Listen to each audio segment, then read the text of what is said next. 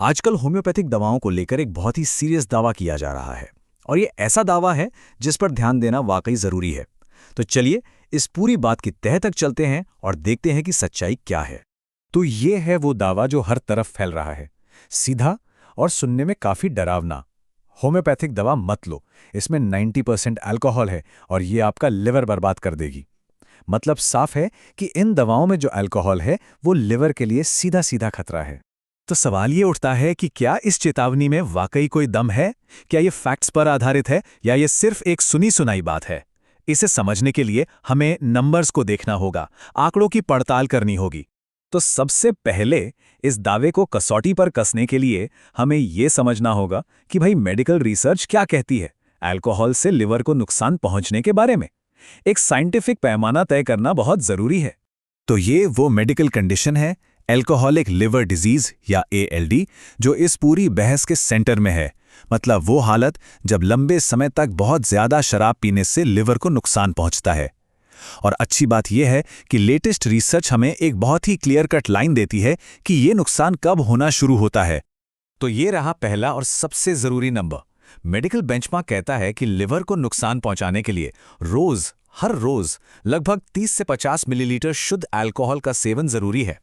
और सिर्फ मात्रा ही काफी नहीं है। दूसरा सबसे जरूरी हिस्सा है समय। मतलब ये रोज का इंटेक लगातार कम से कम 5 साल तक चलना चाहिए। 5 साल, तब जाकर अल्कोहलिक लिवर डिजीज का असली खतरा पैदा होता है। तो बात एकदम साफ है ना? रिसर्च के जो निष्कर्ष हैं वो क्रिस्टल क्लियर हैं। लिवर डैमेज की दहलीज तक पहुंचने के लिए 2 शर्तें पूरी होनी जरूरी हैं। रोजाना 30 से 50 मिलीलीटर अल्कोहल और वो भी लगातार 5 सालों तक। अच्छा, तो अब जब हमारे पास एक साइंटिफिक बेंचमार्क है तो चलिए अब आते हैं इस विश्लेषण के सबसे दिलचस्प हिस्से पर। यहाँ हम होम्योपैथी की एक सामान्य खुराक में मौजूद अल्कोहल की तुलना इस मेडिकल सीमा से करेंगे।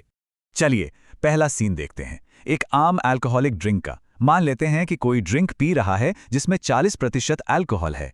तो सवाल यह है कि ALD के खतरे वाली राह पर चलने के लिए कोई 6 महीने में कितना शुद्ध अल्कोहल पी लेगा? और कैलकुलेशन के बाद ये आंकड़ा निकल कर आता है 2.18 लीटर। इसे मिलीलीटर में बदलें तो ये होता है 2180 ml, सिर्फ 6 महीने में।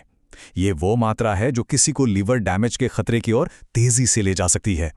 अब आते हैं दूसरे सीन पर, यानी होम्योपैथिक दवा। और यहां हम एक भारी भरकम डोज मानकर चल रहे हैं। मान लीजिए कोई 3 अलग अलग दवाएं ले रहा है, हर दवा दिन में 3 बार और हर बार 2 बूंदे पानी में। अब देखते हैं कि इस तरह से 6 महीने में कुल कितना शुद्ध अल्कोहल शरीर में जाएगा। और यहाँ जो आंकड़ा सामने आता है वो है सिर्फ 300 मिलीलीटर। 6 महीने तक एक हैवी डोज लेने के बाद भी शरीर में गया कुल शुद्ध अल्कोहल है सिर्फ 300 ml। अब जरा इन दोनों नंबरों को आमने सामने रखकर देखिए। एक तरफ है अल्कोहलिक ड्रिंक से आया 2180 ml और दूसरी तरफ होम्योपैथिक दवाओं से आया सिर्फ 300 ml।